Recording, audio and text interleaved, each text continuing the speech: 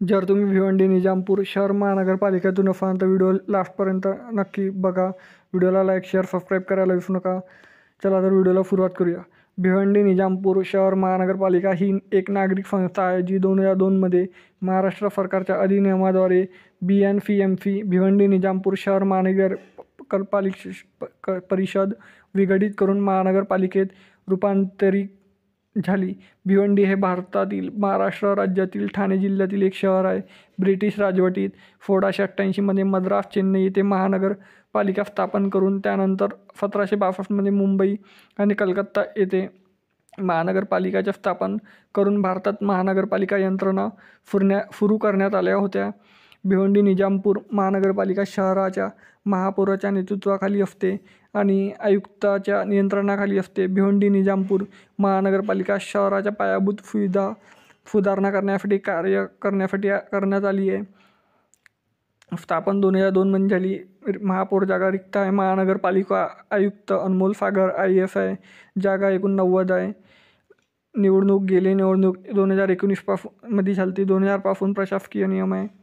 2011च्या जनगणनेनुसार भिवंडी निजामपूर आणि भिवंडीची एकत्रित लोकसंख्या 7,09,665 आहे. केंद्र आणि राज्य सरकारकडून महामंडळाचे उत्पन्न स्त्रोताचे खालीलप्रमाणे आहे.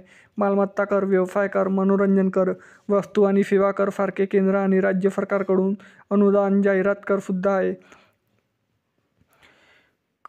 पाणी वापर शुल्क, कागद सेवा शुल्क, महानगरपालिकेच्या मालमत्तेतून मिळालेले भाडे, महानगरपालिकेच्या रोखामधून निधी इत्यादी मिळतात.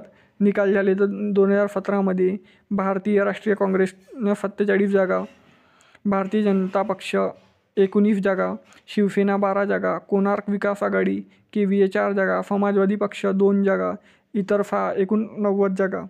2012चा निकाल राष्ट्रीय काँग्रेस 26, शिवसेना 16, समाजवादी पक्ष 16, भारतीय जनता पक्ष 8, राष्ट्रवादी काँग्रेस पार्टी 9, इतर एक नोंदणीकृत पक्ष 8, अपक्ष 7 एकूण 90 जागा.